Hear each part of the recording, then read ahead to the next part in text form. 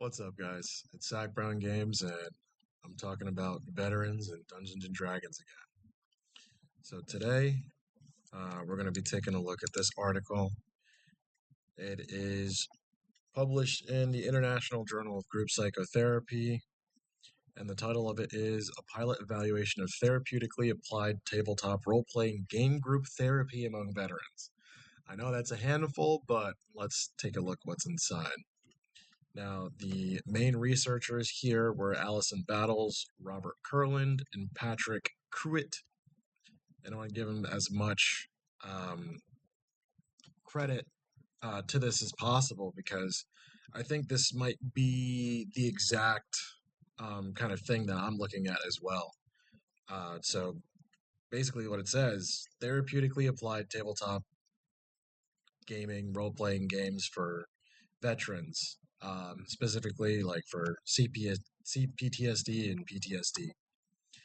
Uh, so yeah, let's take a look at the intro here. Let's read the abstract, and I'm not going to read the entire thing word for word. I'll probably skim, and then when something seems like it has to be said, I'll read those parts and then comment on it. Other than that, I'll link the article inside the description as well, so you can take a look for it, at it for yourself. Abstract. Social connectedness is a fundamental human need that is thwarted by chronic loneliness. The therapeutic application of role playing games, aka TARPG. I guess that's something they coined themselves. TARPG, like therapeutic application of role playing games. It looks like they might be trying to coin that term and create that space and category for the types of RPG therapeutic or therapeutic RPG use or play. Has the potential to promote social connection and flourishing by providing opportunities to work on mental health through immersive collaborative storytelling. The purpose of this discussion is to describe the plot, implementation, and evaluation of TARPG group at VA Medical Center. At a VA Medical Center? At there's probably like a it was probably a specific VA medical center. 4 group cycles were conducted over 18 months. 65% of those who initiated the group completed treatment, attending an average of 11 out of 12 sessions. Qualitative analyses identified themes of perceived benefit and impactful group processes. Participants reported a high degree of satisfaction. These preliminary findings suggest that therapeutically applied RPGs may be a viable and engaging group therapy approach for fostering connection. So, great abstract. It speaks to some of the outcomes, but the way, excuse me, the way it's described here, it says perceived benefit. So I don't know if that's self-perceived benefit or it's perceived from the researchers and support staff. And then impactful group processes is also a little vague. I know it's in the abstract, but that I wish they conveyed stronger results in the abstract. Because then if somebody reads this and just reads the abstract, it would be like they wouldn't. I would assume that person doesn't find much in the results for this because 65% of those who initiated the group completed treatment. We don't know what the parameters for completing the treatment is. Is that going all the way to the 12th session? Is that attending any amount of sessions? Is that attending 11 out of 12? Do you get dropped from the program? And then the qualitative analyses, it was themes of perceived benefit and impactful group processes, which is essentially, it doesn't really mean anything to me. And then participants reported a high degree of satisfaction. Satisfaction does not translate, in my mind, to good outcomes in regards to therapeutic application of these things. Because if you see like maybe other studies where people are doing CBT or DBT, you would see that like there's actually like a regression of whatever personality disorder or malady that they're trying to treat at that point. So a little disappointing in the abstract. I wish I had seen something better, but they're also not really. It's not targeting something specific. So it's not like targeting mood. It's not targeting happiness. It's not targeting loneliness. It's not targeting like reintegration into society. It's not targeting like social skills. Um, so basically, this is like we played D&D and veterans liked it, and we saw them. They were better afterwards. But what I would like to have seen is like, hey, we brought veterans who could not do this. They couldn't walk. They couldn't walk into a restaurant and order food, and by the end of it, they could. Like something that's more tangible than them feeling good, and we like the way they acted afterwards, or the high degree of satisfaction. I don't. That's not a lot for me. This is a description of chronic loneliness. So I guess it is targeting loneliness, maybe. Um, so yeah, these let's take a look at this. Chronic loneliness can diminish social and communicative capacities, reinforcing unhelpful life patterns. Individuals with mental health struggles are particularly at risk for reduced positive social connections due to avoidance and withdrawal. Loneliness increases risk for poor health and well-being, resulting in depression, low self-esteem, and impaired daily functioning. Recognizing these negative impacts has led to viewing social disconnection as a public health issue and emphasizing interventions that increase social connection. Uh, and Group psychotherapy is well suited for combating interpersonal disconnection and has been shown to improve well being, notably among those experiencing depression and anxiety. So, here, basically, the introduction is targeting loneliness, and then as a byproduct of targeting loneliness, we're looking at other negative behaviors such as depression, low self-esteem, and avoidance and withdrawal. So I would love to have seen that in the abstract. Like we're targeting loneliness or avoidance and withdrawal, and then we help them become more confident. We help them become we increase their skills in either life skills, daily life skills, or social skills.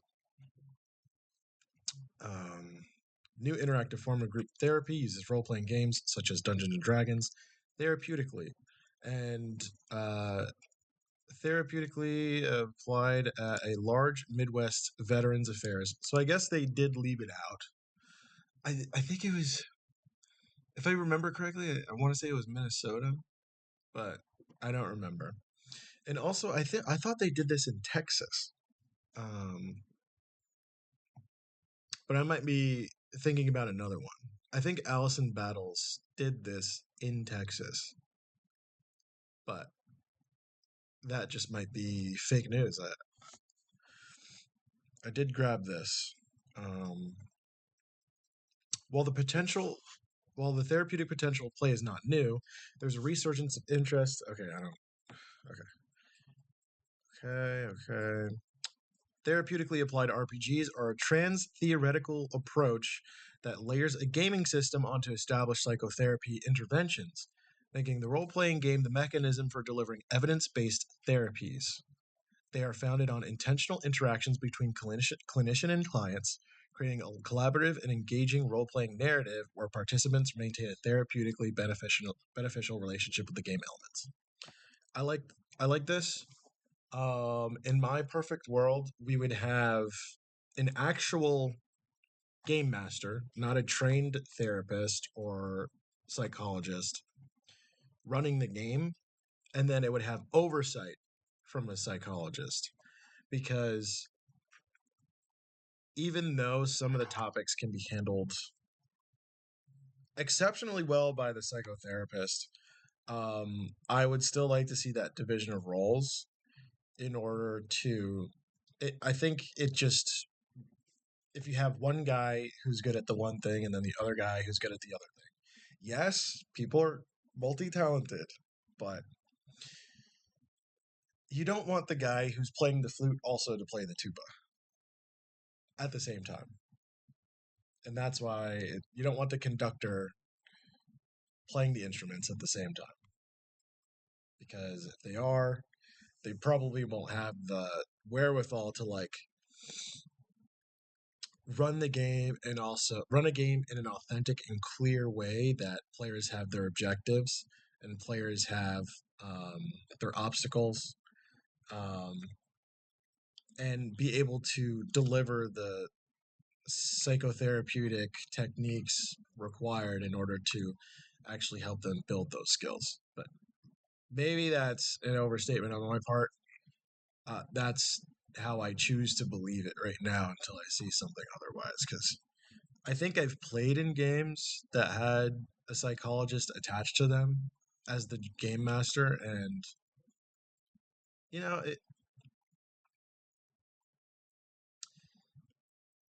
one of the things that you don't want it to become is a therapeutic game if that's not something everybody agreed on. But then another one of the things is that I think you can overdo it to the point where it no longer feels a game, so you kind of lose the feel of the mechanics, and then it's like, oh, we're just doing therapy instead of actually playing Dungeons and Dragons. But I think in order to merge them very well, you would have oversight and then the game master. Okay, this is a description of tabletop role-playing games. I would like to see what happens inside of the study. Okay. This is kind of what I'm talking about just before. Facilitators weave theoretical conceptualizations and techniques into gameplay and group processing to provide therapeutic opportunities. The role-playing environment is low risk compared to reality. So I think some of the best forms of training are high pressure, low risk, or medium pressure, low risk. Somebody shouldn't experience anxiousness or anxiety to the point where it's paralyzing when they're playing. But it, I think some moments of the game should induce levels of anxiety that they're comfortable being in while still being able to perform in the game. And I think that skill translates into being able to do the same thing in real life. Whereas if they were like in a situation in real life that is paralyzing for them with anxiety, I think creating those practice runs inside of the game that still feel like it still feels like the anxiety you have outside the game, you can practice there, and then suddenly you have developed a strength in order to adapt real time in the real world scenarios, because then you can use the game experience and draw from that as you engage in the more real experiences. Therapeutically applied RPGs are theorized to reduce depression and anxiety by increasing participation in intrinsically rewarding behaviors through a shared and valued activity. That I might read this study next because that is a bold claim, and I wish it was expounded upon here. But we're just gonna have to take that with a grain of salt until it will come up another time. Can I do this? There we go. Participants engage in increased interactions, providing opportunities to observe others in a controlled setting. Through the experimental social learning nature of therapeutically applied RPGs, group participation can enhance the social flourishing and connectedness. Okay. So basically, what it's saying is that as they participate in these kind of controlled interactions where the obstacles can be very attuned to their skill level, and experiment with that, they gain the experience to translate to real life, which is essentially what I was saying before. This is what I don't like. The word I don't like here is telehealth. We examined a TARPG's feasibility and acceptability by developing and evaluating a pilot telehealth based TARPG group at a large Midwest VA medical center. Um, I'm not a fan of that at all. I think something like this needs to be in person, especially in 2025. If they did this study in 2019 or 2020, like during the pandemic, I could see it being like telehealth. But this something like this can't work um, online. That's not the point of this. I think they need to see real faces. You have to see somebody's face in real time. Yes, you can see somebody's face in Zoom, but there's different energy that comes with being in person than comes with being online. And it's just not something that is feasible for a study of this nature, um, especially one that is so early to the therapeutically applied RPG space. Um, we really need to have very strong strategies to get the information and data we need in order to make this something that is actually evaluatable. Like for right now, it's very hard to evaluate whether something like this can be successful or not because they haven't really applied their targets in a way that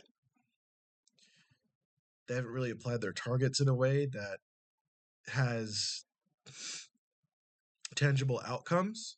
And then it seems like the methodology is a little off as well in terms of having it be telehealth based. Uh, so maybe there'll be more on how they ran the actual program in the future, in looking through this a little more. But right now, I can't say I'm liking this a little bit too much. Like, if I was like a production manager or like something like a producer reading a script for a movie, I probably would have tuned out right after the abstract or after these couple of paragraphs here.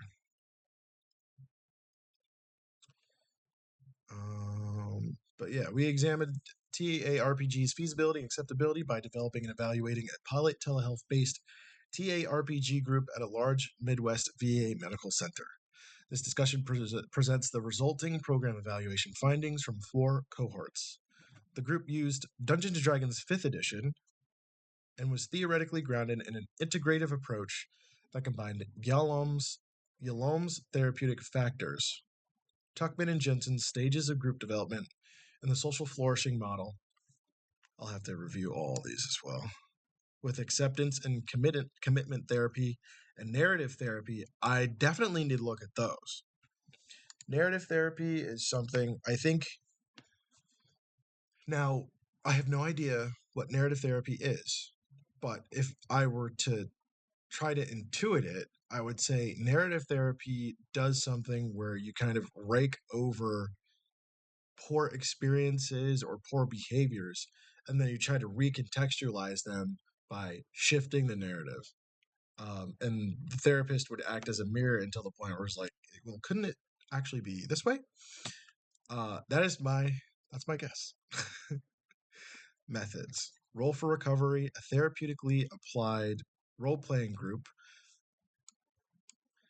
was piloted during the first author's pre-doctoral internship and postdoctoral residency at a large Midwest VA medical center.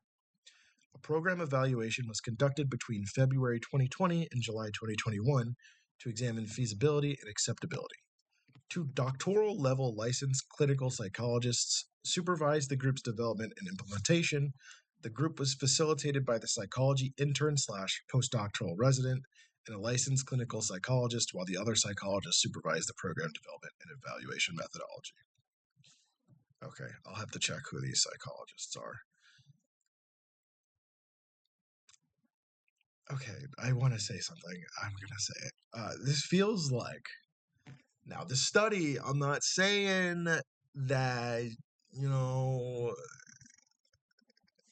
I'm not saying that they sandbagged it, but I'm thinking maybe they were just like, hey, I have to do my doctoral thesis. Do we want to play Dungeons and Dragons for that? And then somebody was like, yeah, let's play Dungeons and Dragons for your doctoral thesis. And then they submitted this. The evaluation employed 4 PDSA, Plan, Do, Study, Act cycles, an evidence-based quality improvement method involving small tests of change and subsequent examination of group modifications.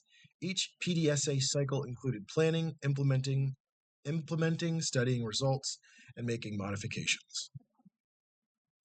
I would like to see. So, if they ran this PDSA cycle, the thing that I assume what happened is that they recorded all of the changes they made and planning and stuff they made and modifications they made for each cycle. That's my assumption. Approval was obtained from administrative, executive, and research bodies, and all participants provided informed consent per the Minneapolis VA's Institutional Review Board guidelines. The group's approach was informed by literature review on the therapeutic application of role-playing games, group psychotherapy, drama therapy / psychodrama, and social flourishing models of care. Due to sparse peer-reviewed literature on TRPGs and the lack of published protocols or training methods at the time, facilitators consulted with relevant subject matter experts, like who? I would like to know who they consulted, and hopefully that's also in the study. Because it's like, if you can't really find anything in the space and you're pioneering the space, you kind of are the subject matter experts. Let's see. Recruitment occurred from January 2020 to March 2021. Oh, okay. Okay. Over a 16-month period, 48 individuals were referred.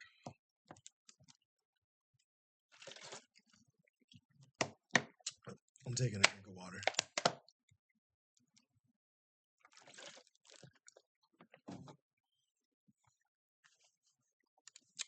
Okay. Facilitators consulted with relevant subject matter experts, and trans-theoretical approach was developed, and the group adopted a 12-session closed cohort format. Recruitment occurred from January. So this is kind of consistent with what I said earlier. Like I said, I hope that this was in 2020, like during the pandemic, peak pandemic, 2019 to 2020, and it has March 2021 on here. So yeah, maybe the actual games were done during 2020 and 2021, where the study was published in 2025, which makes me a little more lenient on them using telehealth as, their method of meeting. Let's see. Over the 16-month period, 48 individuals were referred, 23 were enrolled across 4 development cycles, with each group consisting of 6 participants. The group sessions were conducted virtually using HIPAA-compliant telehealth software and a virtual tabletop gaming platform to enhance engagement in the imagined story. Group objectives and theoretical orientation. The Role for Recovery group aimed to enhance participants' social flourishing and connectedness. A trans-theoretical approach was utilized, incorporating Yalom's therapeutic factors, Tuckman and Jensen's stages of group development, and the social flourishing model to inform group development and progression. This theoretical framework was woven into the gameplay narrative through in-game encounters, interactions between players, non-player characters, and group processing. Okay. So basically, this is them saying they used all these different sorts of methodologies and synthesized them into one thing that works for the game. One thing that I would like to see is not an SOP, but definitely something that has all the targets that they want when designing a game like this. So basically, like a therapeutically applied tabletop RPG guide in order to help game masters who may not have oversight, or who do have oversight, but to help the quality of their program um, actually be effective in achieving the goals that they're set out to achieve. And I would like categories for different sorts of conditions, such as maybe social anxiety is one of them, and then targets that you would have to hit, and then ways to translate that into in game obstacles or challenges that players would have to eventually adapt through and grow through. Facilitators incorporated participation structures throughout the group to encourage engagement, reflection, and insight. For example, in the therapeutic narrative, characters are often cast as heroes who rescue NPCs and uplift communities.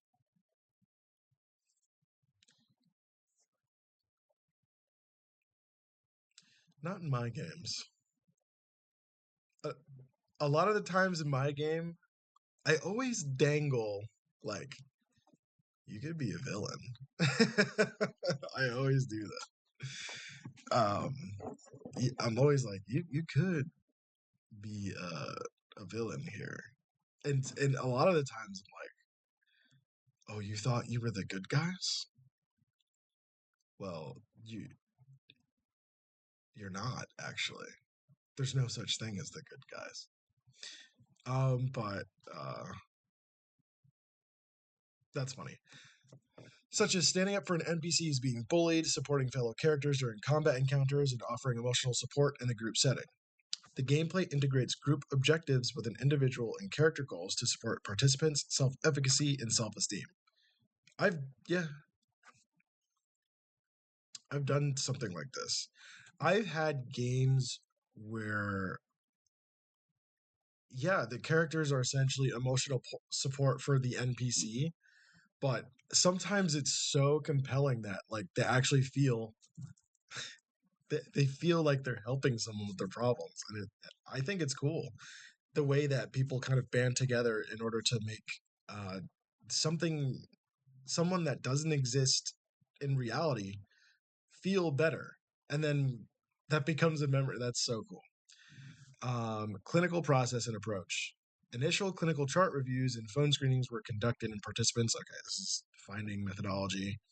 Those who were screened positive met with facilitators for a 90-minute pre-group evaluation to assess clinical needs. Session 0. Once fit was confirmed, participants were instructed on therapeutic character creation, an important tool in TA RPGs that integrates group members' goals into their character's personality and growth arc. Okay, interesting. So if they say like, I want to get better at talking to people, you would intentionally make that character low charisma or high charisma. Because if they're low charisma, what that would incentivize is them not talking to people and having somebody with higher charisma talking, and that would be like a group based efficiency decision. If they had high charisma, that would facilitate them talking in most of the instances and getting more chances in order to increase their social skills. So I'm curious about how that worked. um, Additional individual sessions were provided for those needing more assistance. I don't think that's good. I don't think additional individual sessions are providing. I don't think additional individual sessions are a good thing in general. Like I even hesitate to help people outside of helping everyone, because it's like sometimes, and I'm not saying it's here, but sometimes people really like to do it for they want to be the main character. Um, and I think a boundary should be formed between the dungeon master and the person needing like constant individual attention in order to make them like, oh, you're one of the group and not the group. You're not like the whole. The story isn't about you, it's about your group. Yeah, because I mean the character doesn't matter as much as what they're trying to achieve. which is I haven't seen their characters. I haven't seen what they're accepting or how they run their things, but like in as I'm just not a fan of additional individual sessions in general. Participants engage in a 12 weekly 2-hour group session with 90 minutes dedicated to in-game therapeutic play using D&D 5e, followed by 30 minutes of processing the game experience and real-life parallels through interpersonal discussions. You know what I'll probably do next time is that I'll read through the article and then highlight bits that, because like this is a lot. I'll probably get to page 12. Participants engaged in 12 weekly 2-hour group sessions with 90 minutes dedicated to in-game therapeutic play using D&D 5e, followed by 30 minutes of processing the game experience and its real-life parallels through interpersonal discussions. Okay, so like kind of like an aftercare. Okay. Right after the session? Okay. The 90 minutes of play. For something like this, I think it would have to be at least 2 hours of active play or 3. And then you could have an hour after that. But 3 hours is a lot to ask for adults.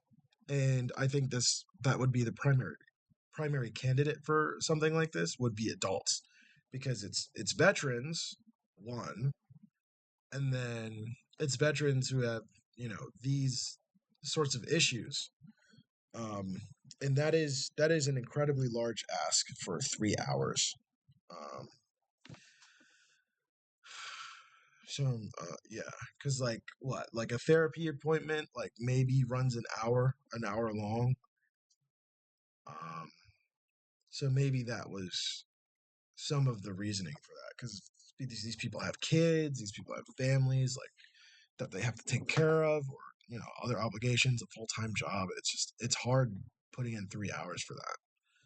So yeah, it would.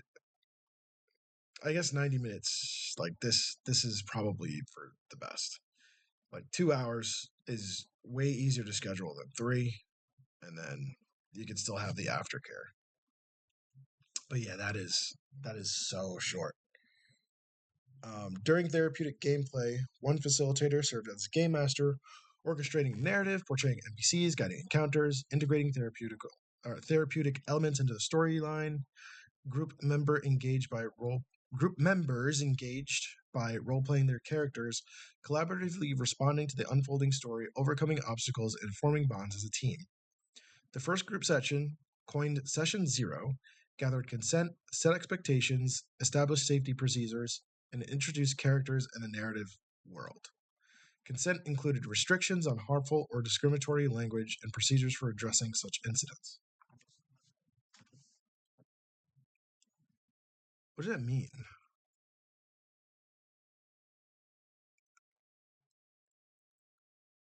Harmful or discriminatory language. That was it. That's it.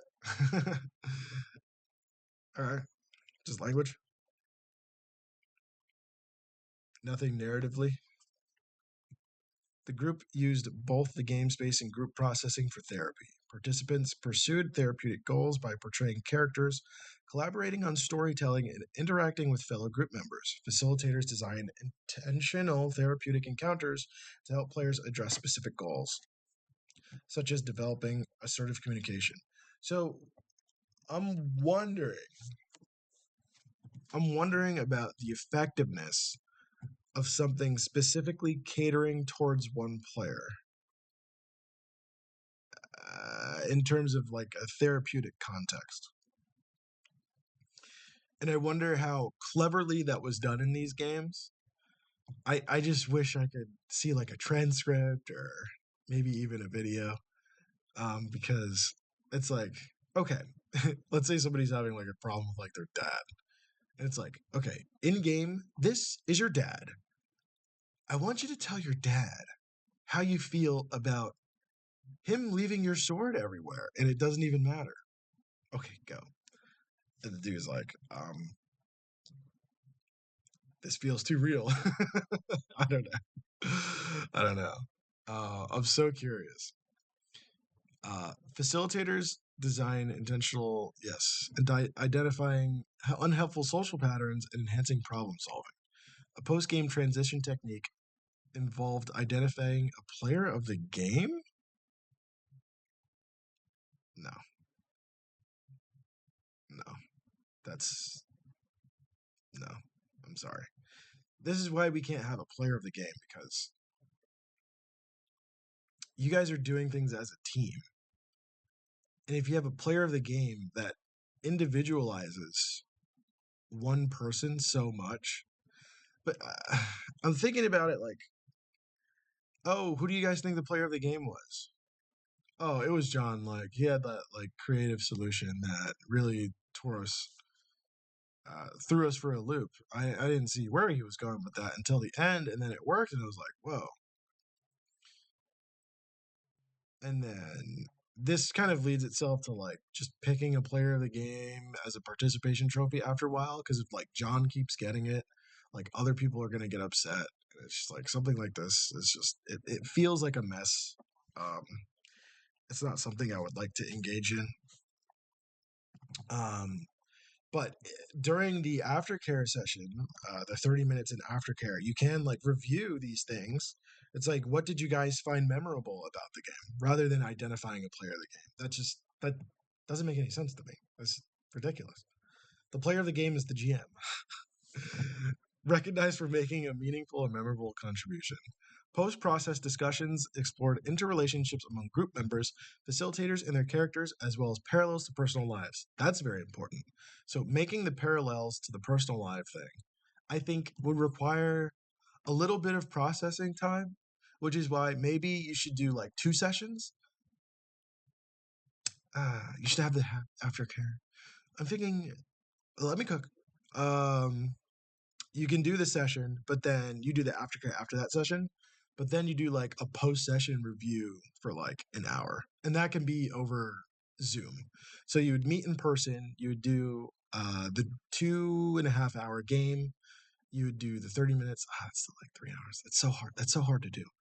And then maybe another day out of the week, you would just have an hour, and then you guys 30 minutes to an hour, and then you would have like the full aftercare kind of like conversation where it's like, oh, do you remember this? Do you remember this? Do you remember this? This is how I felt when I this. This is how I responded to you doing this.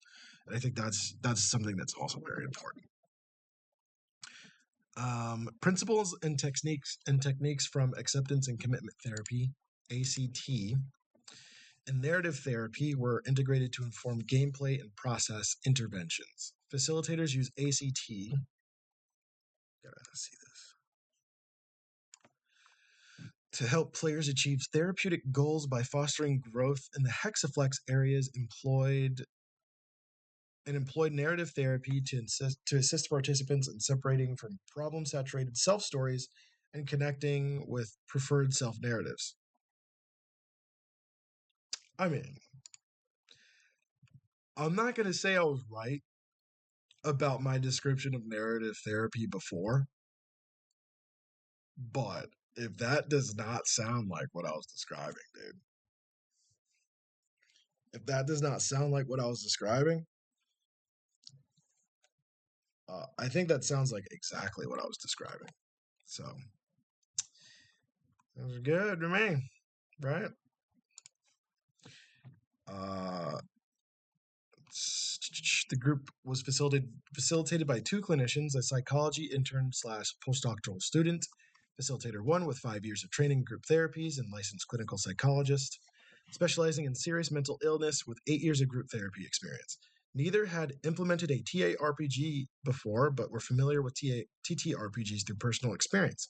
They conducted literature reviews and consulted subject. I wonder if there's like a D20, like a D&D TA that we could use to not have all of these options, have the base game, and then just be able to shape and mold the game into something that fits this better. Like you can have somebody who's weak in charisma, but the more they do it, it would like increase their stat, or if they end up breaking or changing a narrative that they have for themselves, or at least considering it, like the stat would go up or something like that. I think that could really be effective in some sort of in training like this. Facilitator 1 also completed a 3-part training program on TA-RPG methods with a nonprofit organization. Each facilitator had distinct roles in supporting the group's therapeutic process. Facilitator 1 served as the therapeutic GM, focusing on narrating a story, integrating therapeutic themes, and co-facilitating post-game discussions. Facilitator 2 acted as a co-therapeutic GM, assisting with gameplay mechanics, addressing character questions, supporting therapeutic discussions, and leading post-game processing. I think the 2 GM system is not great. I think 1 GM. Co-GM, unless the co-GM is somebody who moves pieces on the map, takes notes, and move pieces on the map, takes notes. Maybe they'll facilitate questions in aftercare to include the person who is running, maybe. But 2 people running at once, where it's like both people are behind the screen, I'm not a huge fan of that. Measures. This pilot examined the feasibility and acceptability of a TA-RPG group at a VA medical center. Participants' expectations and experiences were assessed during semi-structured clinical interviews. Okay, we know this part. Yes, and a survey, of course. A total of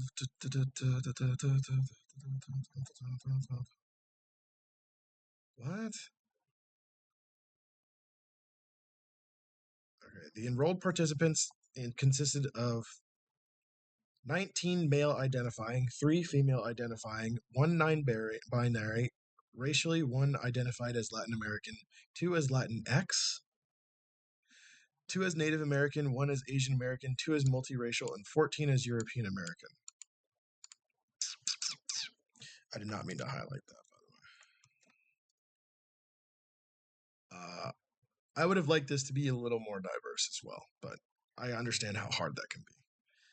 I would assume that African American and Latinx would be a lot higher from the veteran population, because there's a lot of Hispanic people, there's a lot of Black people in the military. Yeah, because what's this ratio like? 14 out of 19 is like 75%, just about 75%, a little over maybe. Participants were not required to have a specific diagnosis, but diagnoses included post-traumatic stress disorder, major depressive disorder, generalized anxiety disorder, bipolar disorder, and schizophrenia spectrum disorders.